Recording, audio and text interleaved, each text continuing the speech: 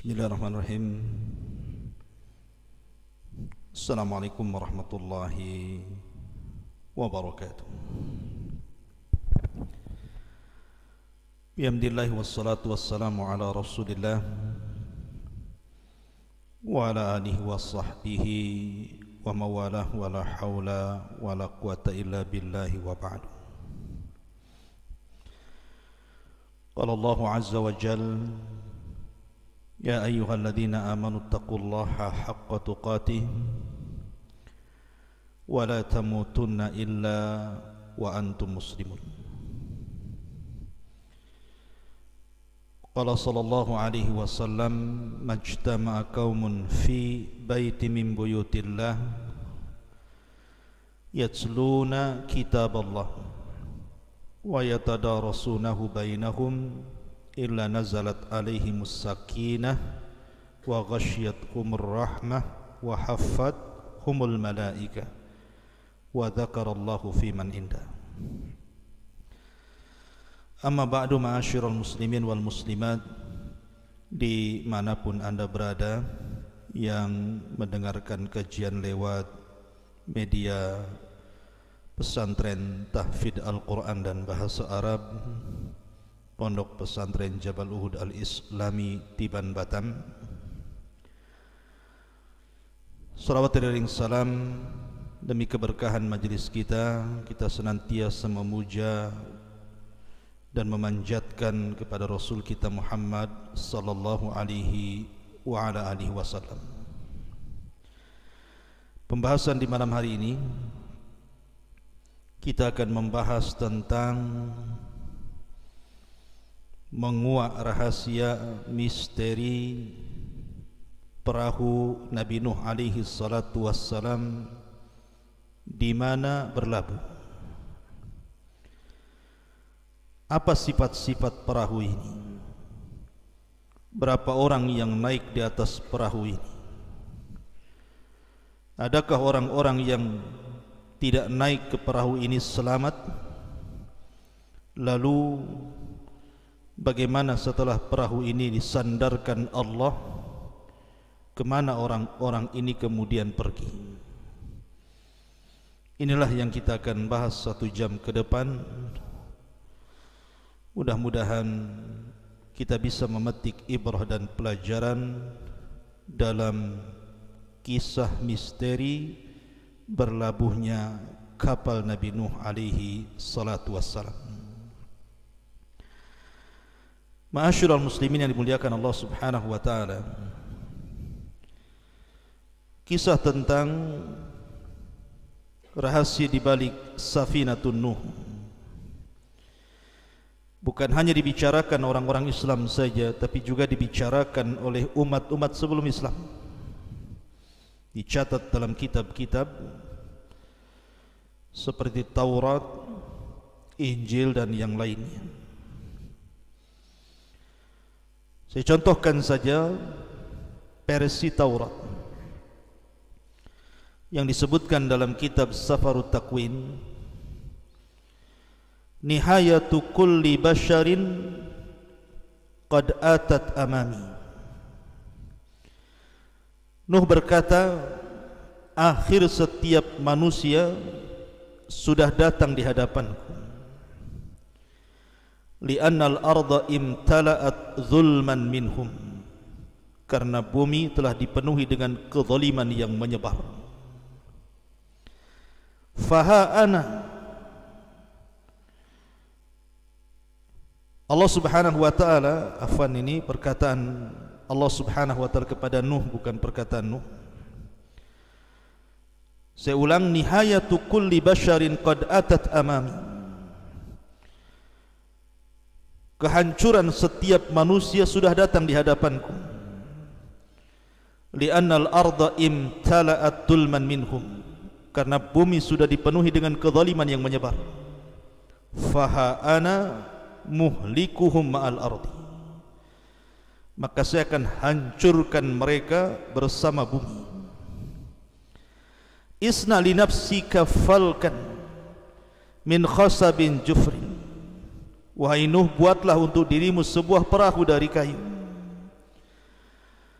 taj'alul fulka masakina, yang kau bisa jadikan perahu itu tempat tinggal,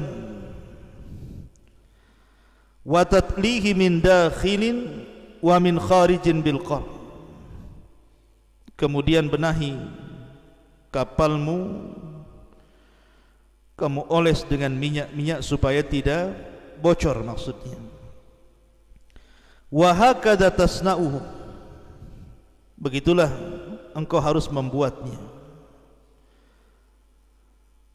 Kemudian disebutkan meterannya, salasa mi'ati dira'in yakunu tulu al-fulki, di mana 300 hasta panjangnya kapal itu. Wa khamsina dira'an arduhum, dan 50 hasta bentangannya atau lebarnya. Wa salasina dira'an irtifa'uhu, dan 30 hasta tingginya. Jadi panjangnya 300 hasta, kemudian lebarnya 50 hasta, kemudian tingginya 30 hasta. Kemudian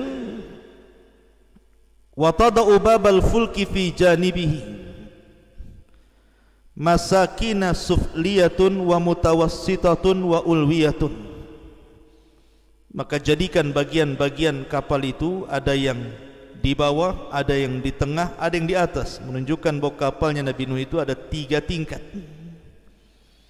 Faha ana ati bitufanil ma'i alal ardi li ahlika kulla jasadin fihi ruhu hayatin min tahtis sama, maka saya akan hancurkan setiap jasad yang ada rohnya yang berada di kolong langit. Kullu ma fil ardi yamut, setiap yang ada di bumi pasti mati.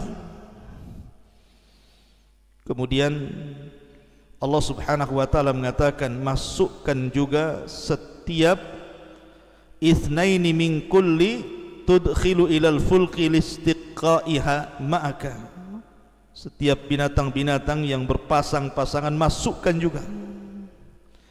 Takunu dzakaran au untha, laki-lakinya perempuannya.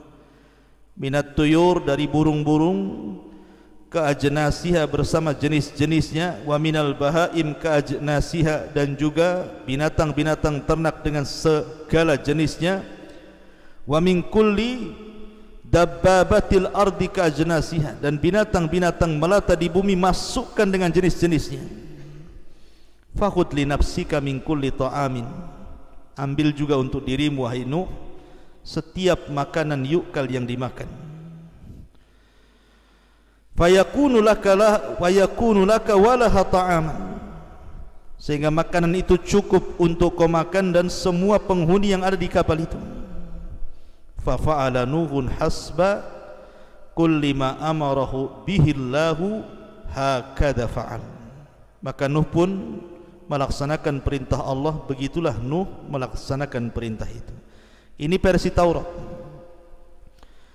Tetapi kalau kita melihat versi Al-Quran, berbeda lagi. Saya akan sebutkan ayat-ayat yang berkenaan dengan sifat-sifat kapal Nabi Nuh alaihi salatu wasalam dalam Al-Quran.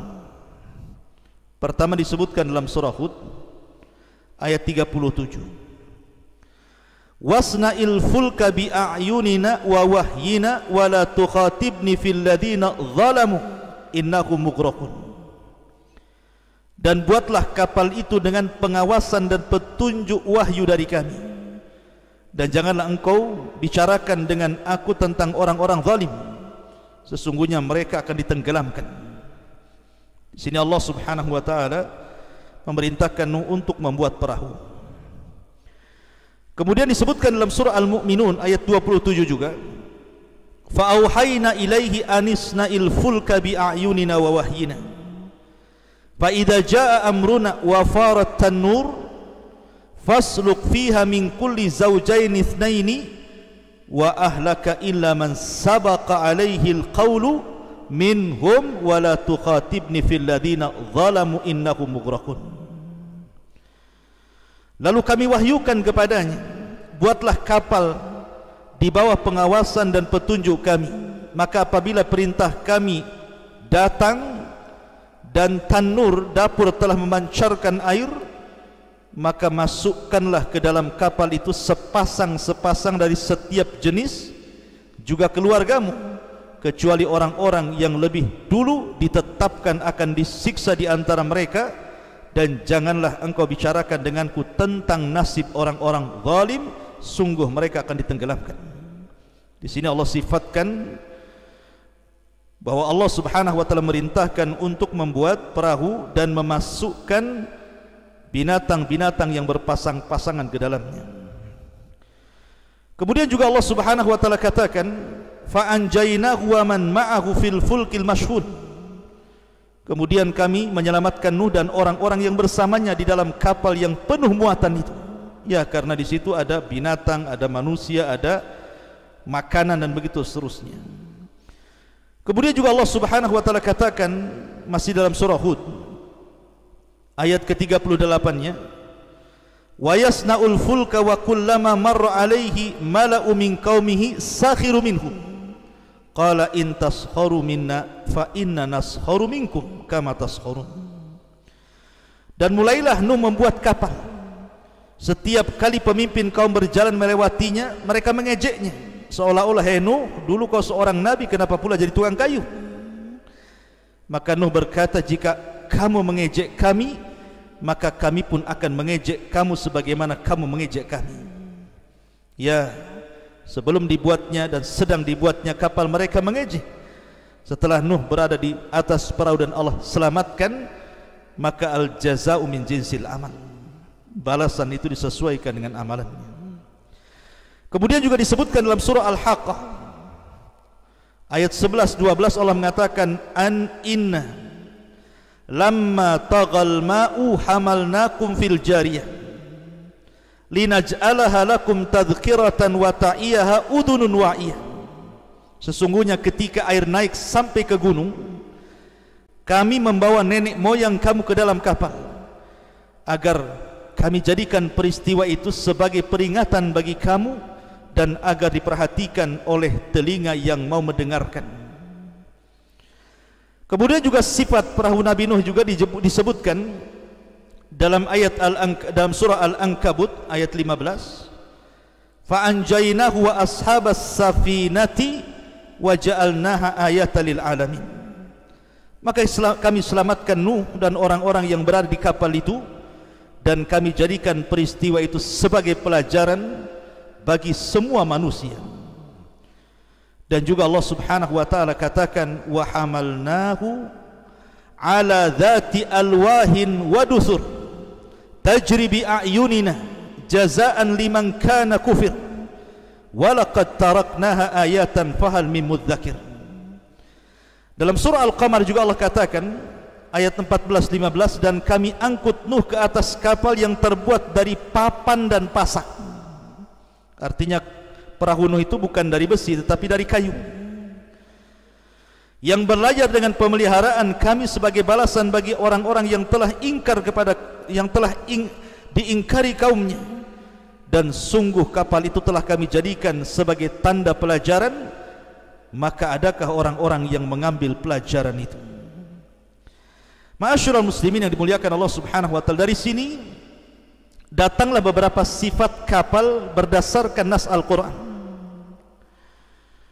Pertama, di sini Allah Subhanahu wa taala katakan annaha dzatu alwahin wa dusur.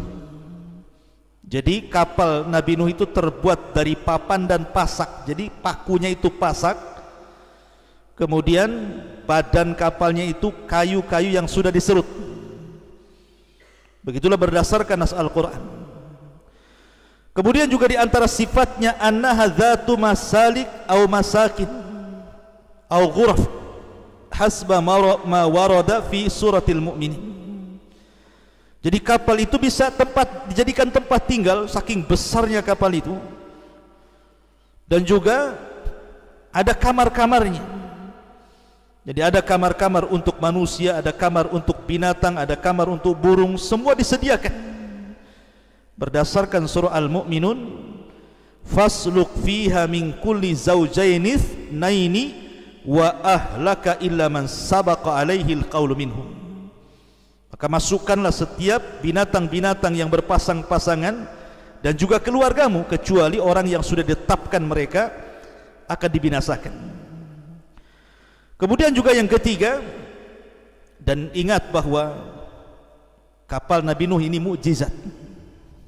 Ingat, ini bukan kapal biasa, ini mukjizat, mukjizat seorang nabi. Bayangkan banjir itu dijelaskan sampai menutupi gunung-gunung tertinggi di dunia, dengan dihempas dengan tupan, dengan gelombang yang sangat besar, tapi tidak menggulingkan perahu Nuh. Kalau bukan mukjizat apa namanya? Jadi kapal ini mukjizat Nabi Nuh alaihi salatu wassalam. Tidak bisa kita bayangkan, namanya mukjizat itu keanehan.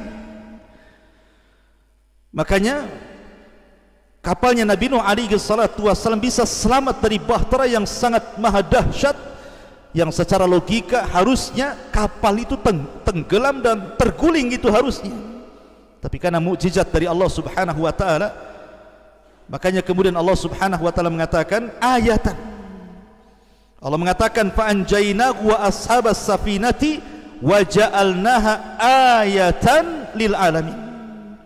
Dan kami selamatkan Nuh dan juga orang-orang yang di kapal itu, dan kami jadikan sebagai tanda kuasa Allah. Jadi perahu itu memang tanda-tanda kekuasaan Allah, mukjizat yang Allah berikan kepada Nuh, mampu membuat kapal sehebat itu, padahal hanya terangkai dari kayu dan pasak-pasak saja. Ya. Ma'asyiral muslimin yang dimuliakan Allah Azza wa Jalla, bahkan disebutkan bagaimana sifat tufan. Allah katakan dalam surah Al-Qamar, fafatahna abwabas sama bima'in munhamir wa fajjarna al-arda uyunan faltaqal ma ala amrin qad qudir. Kami buka pintu-pintu langit, kemudian kami hujani sederas-derasnya.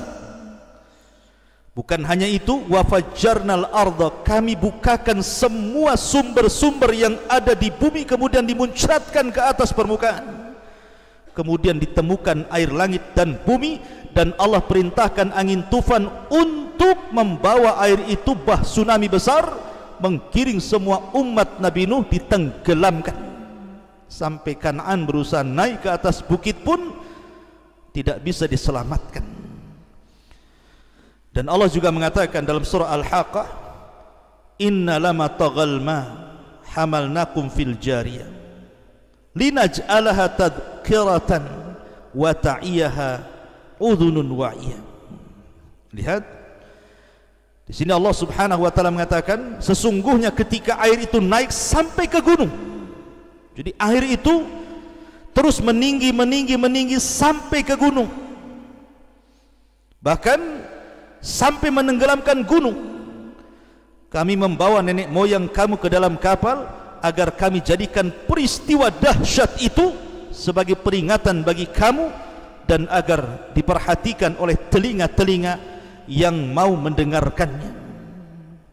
Lihat, sampai-sampai Allah Subhanahu wa taala menyebutkan sifat tufan luar biasa. Kemudian juga Allah Subhanahu wa taala berfirman dalam surah Al-Mu'minun, fa idza jaa amruna wa farat tanuh. Arti fara, fauran, artinya irtifa'us sa'ili bisuhunatin natijatan ta'ridu limasdari hararatin. Artinya air yang datang itu bukan air biasa, tetapi mengandung hawa panas. Bayangkan seperti larva keluar dari perut bumi, membawa air panas yang luar biasa. Adapun tanur adalah wajhul ardi, dia adalah permukaan bumi. Jadi permukaan bumi semua tertutup dengan air. Memang terjadi khilaf para ulama, apakah satu dunia itu terjadi banjir bandang dengan tufan yang hebat, satu dunia maksudnya, ataukah hanya kaumnya Nuh, karena ketika itu manusia belum mendunia, hanya di satu tempat kaumnya Nuh saja. Wallahu a'lam, karena tidak ada keterangan. Yang jelas bahwa Allah Subhanahu wa taala menyebutkan dalam surah Hud ayat 42, wa hiya tajri bihim fi maujin kal jibal, bahwa air itu menjadi gelombang-gelombang besar layaknya gunung-gunung yang sedang menghempas-hempas. Begitu dahsyatnya Allah Subhanahu wa taala menjelaskan tufan yang menimpa kaum. Coba bagaimana bisa selamat dengan banjir sebesar ini? Ma'asyiral muslimin yang dimuliakan Allah Subhanahu wa taala, ketika Nuh alaihi salatu wassalam naik ke atas perahu, memang secara jumlah berapa orang sebenarnya yang naik di atas perahu itu? Kalau kita mengacu kepada Taurat ataupun perjanjian lama, kisah Israiliyat, bahwa orang-orang yang ada di perahu itu jumlahnya sekitar, ada yang mengatakan 40 dan ada yang mengatakan 80 orang. Paling banyaklah 80 orang. Kenapa? Karena Nabi Nuh alaihi salatu wassalam itu memang diuji. Dia setiap berdakwah itu tidak dapat pengikut kecuali setelah melewati 20 tahun sekali. Jadi 20 tahun sekali baru dapat satu pengikut. Nanti 20 tahun lagi berdakwah, satu pengikut lagi. Dan Nuh itu berdasarkan nas Al-Quran, usia dakwahnya itu alfasanatin illa khamsina ama, 1000 tahun dikurangi 50, artinya 950 tahun Nuh itu berdakwah. Tapi Allah uji dengan tidak banyak pengikut, sehingga ada yang mengatakan 40, ada yang mengatakan 80, ada yang mengatakan 70. Wallahu a'lam. Ini berdasarkan dari kisah-kisah Israiliyat, karena Al-Quran tidak menjelaskan berapa jumlahnya. Yang jelas bahwa di perahu itu yang jelas-jelas ada adalah Nuh, kemudian 3 anak yang sudah saya ceritakan, Syam, Ham dan Yafis, dan juga istri-istrinya dan anak-anaknya. Apakah kemudian 70 atau sampai 80 itu hanya keluarga Nuh saja? Wallahu a'lam. Ataukah ada pengikutnya di situ? Allahu a'lam. Kita tidak tahu, karena tidak dijelaskan masalahnya harus gimana gitu ya. Ma'asyiral muslimin yang dimuliakan Allah Azza wa Jalla. Lah,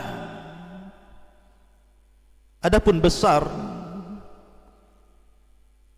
perahu Nabi Nuh seperti yang di awal saya jelaskan versi Taurat tadi, sekian hasta panjang, sekian hasta lebar, sekian hasta tinggi, maka kita katakan sebagaimana yang dikatakan para ulama, fa innas safinata banaha Nuhun biwahyin.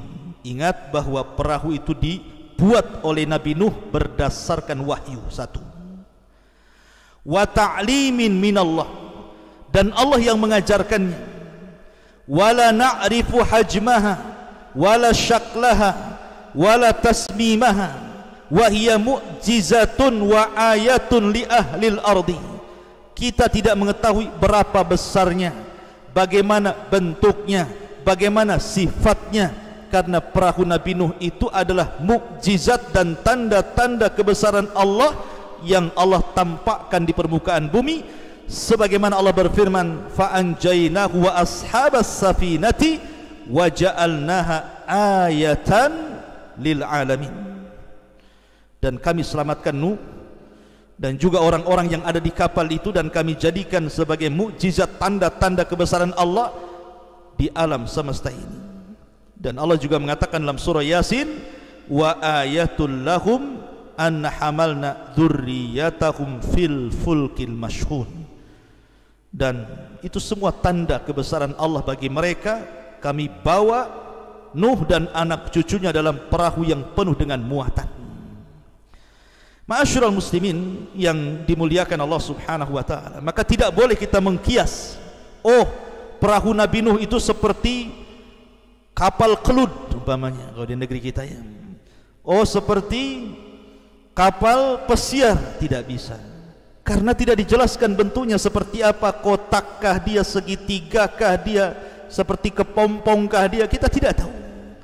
Maka kita hanya mengacu kepada zahir nas Al-Quran dan hadis Nabi SAW bahwa kapal itu merupakan perintah dari Allah, merupakan wahyu, dan Allah yang mengajarkan bagaimana cara membuatnya. Adapun bentuknya, besarnya, sifatnya, kita hanya kembali kepada nas Al-Quran dan hadis-hadis Nabi SAW yang sudah dipahami oleh para ulama ahli sunnah wal jamaah.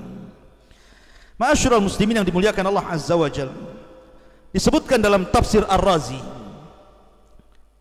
tafsir Ar-Razi Mafatihul Ghaib, wakhtalafu fi annahu hal dakhala fi qawlihi zawjaini itsnaini ghairal hayawan amla. Apakah masuk pada perkataan setiap berpasang-pasangan selain hewan, pamannya tumbuh-tumbuhan, satu pohon kurma jantan, satu pohon kurma betina, begitu.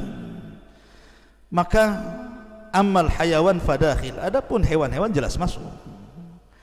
Adapun yang dimaksud nabat, maksudnya tumbuh-tumbuhan, fal-lafdhu la yadullu alaih, lafaz tidak menunjukkan itu.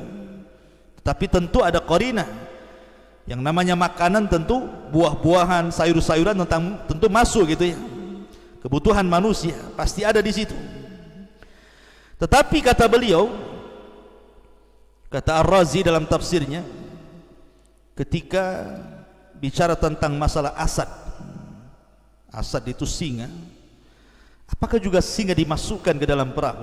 Sempat dia lapar, habislah semua binatang dalam perahu itu.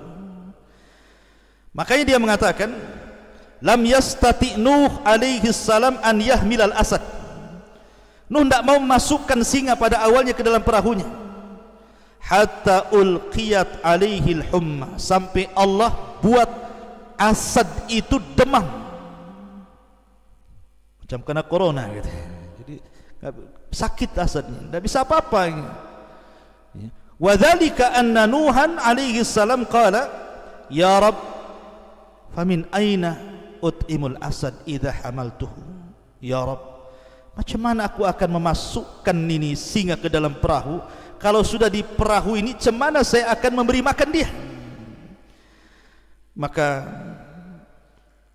Allah berfirman, fasawfa usghiluhu anit ta'am fasallatallahu alaihi al-humma, maka saya akan sibukkan dia sehingga lupa makan. Makanya Allah kirimkan penyakit demam kepada asad sehingga murung saja, makan pun tak mau. Maka kemudian dimasukkanlah, termasuk juga fil, gajah gitu ya, dan binatang-binatang yang sepasang-pasang. Sekarang masalahnya, perahu Nabi Nuh alaihi salatu wasalam untuk memuat binatang sebanyak yang kita kenal hari ini, dengan berbagai macam jenis binatang, dari binatang yang paling besar sampai binatang yang paling kecil, dari binatang yang berjalan di bumi sampai binatang yang terbang. Mungkinkah Nuh bisa membawa semua binatang dengan segala jenisnya? Maka dijawab para ulama, Allah itu ala kulli syai'in qadir. Allah atas segala sesuatu mampu. Tidak mesti kemudian binatang yang tidak ada di kapal itu Allah tidak sanggup menciptakan setelahnya. Allah itu ala kulli syai'in qadir, atas segala sesuatu maha mampu gitu. Jadi tidak perlu dipusingkan, akhirnya dihayalkan, nih binatang kalau kita masuk ke kebun binatang banyak sekali, kayaknya mustahil kalau masuk ke perahu Nabi Nuh, emang sebesar apa gitu kan. Nah, itu terlampau berlebihan cara kita berpikir. Kita ini tunduk kepada wahyu, dan ingat Allah ala kulli syai'in qadir. Allah segala sesuatu mampu menciptakan apapun yang sebelumnya belum ada jadi ada. Kun fayakun bagi Allah. Tidak perlu pusing masalah-masalah seperti itu. Cuman masalahnya, berapa hari Nuh ini berada dalam perahu itu? Maka ini pun menjadi polemik.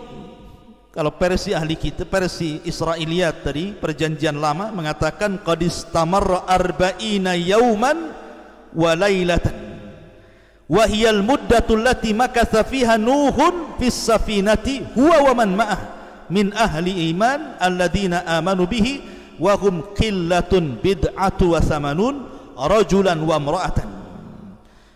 Adapun kapal itu terus terombang-ambing di tengah bahtera badai yang sangat besar itu selama 40 hari 40 malam.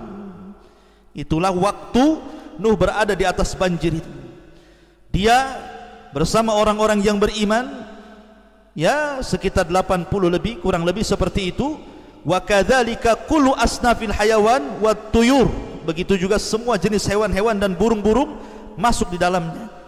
Tetapi yang jelas bahwa kita versi Islam, lam yarid nassun sabitun fil qur'ani awis sunnati an muddati mukthinuhin alaihi salatu wassalam fil bahri aw fis safinati, walakin taqulu ba'dul israiliyat annahu makatha arba'ina yawman, wallahu a'lam.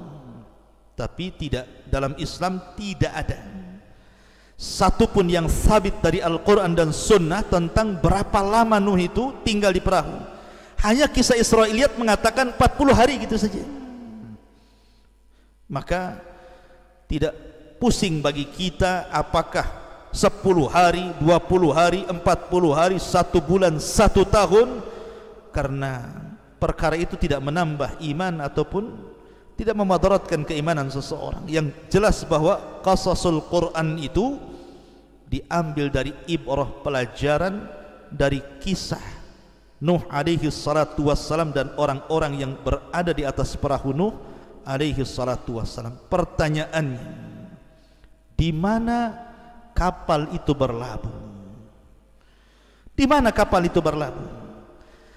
Quran memang jelas mengatakan dalam surah Hud 44, wa qila ya ardu abli'i ma'aki wa yassama aqli'i wa ghidal ma'u wa qudiyal amru wastawat alal judi wa qila bu'dan liqaumi zalimin.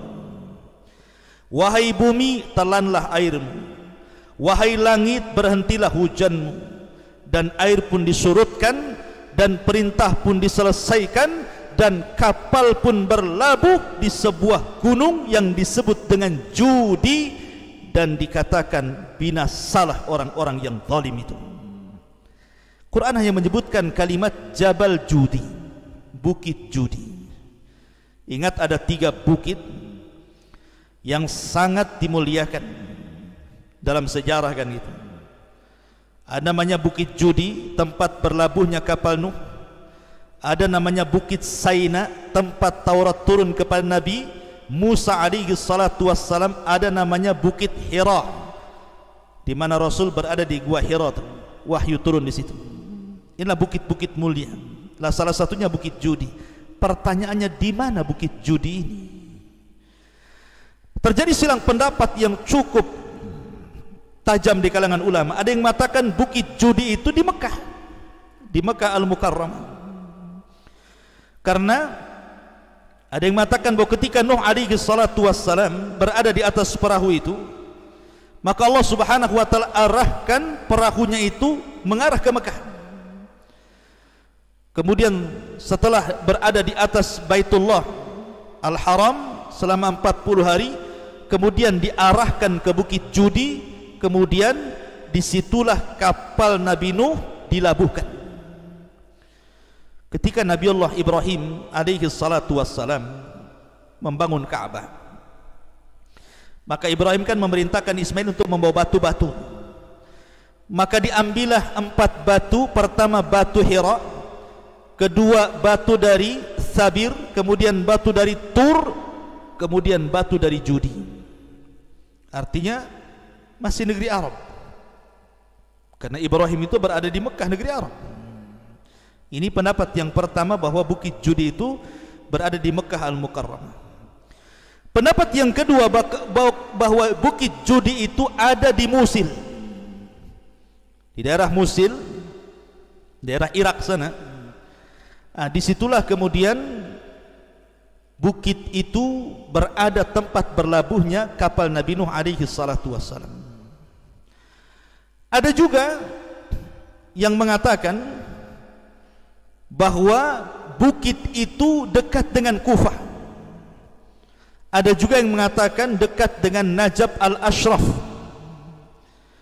Tetapi yang masyhur dari kalangan para ulama tafsir, bahwa Bukit Judi itu berada di sebuah wilayah yang meliputi distrik Botan di Turki sana, dekat dengan perbatasan negara-negara Turki, Irak, Suria dan semacamnya situ. Dan pemerintah Turki pernah mendanai untuk menggali situs-situs itu, sampai akhirnya kemudian ditemukan situs-situs tersebut. Rupanya kemudian ada tonjolan di atas bukit itu, di mana persis menyerupai kapal. Panjangnya 170 meter, lebarnya 45 meter, hampir persis dengan ukuran panjangnya 300 hasta dan lebarnya 50 hasta yang diperintahkan Nuh dalam kisah Israel tadi. Bahkan ada yang mengatakan, para ilmuwan Amerika, Timur Tengah dan banyak sekali, banyak yang kemudian mempelajari tentang batu-batu besar, situs-situs itu dipelajari oleh mereka. Sampai-sampai ada yang mengatakan bahwa itu usianya sampai 100 tahun lebih. Wallahu alam, ini saya hanya baca saja, tapi yang jelas bahwa itu yang masyhur bahwa Bukit Judi itu ya di daerah yang berada di wilayah mendekati Turki sana, dekat perbatasan Turki, Irak dan Suriah. Tetapi yang jelas bahwa kita tidak bisa menjazam, oh di sini, oh di situ, tidak bisa. Karena Allah dan Rasulnya tidak menjelaskan di mana bukitnya. Bukit Judi, Bukit Judi, selesai. Ya bisa tidak di daerah-daerah yang disebutkan tadi. Karena perkara ini ghumud, masih samar gitu kan. Dan bagi kita kaum muslimin, sekali lagi, ketika mempelajari qasasul anbiya, kisah-kisah para nabi, maka kita ambil ibrah dan pelajaran dari bagaimana dakwah dia, bagaimana kesabarannya, bagaimana istiqomahnya, bagaimana cara dakwahnya, dan begitu seterusnya. Itulah yang paling bermanfaat bagi kita ketika membaca kisah-kisah para nabi, bagaimana akhir orang-orang yang durhaka kepada Allah dan Rasulnya, dan begitu seterusnya. Dan pelajaran para nabi dalam Al-Quran itu banyak sekali. Fa'tabiru ya ulil absar. Subhanakallah bihamdika, asyhadu an la ilaha illa anta, astaghfiruka wa atubu ilaik. Allahu ta'ala alam. Assalamualaikum warahmatullahi wabarakatuh.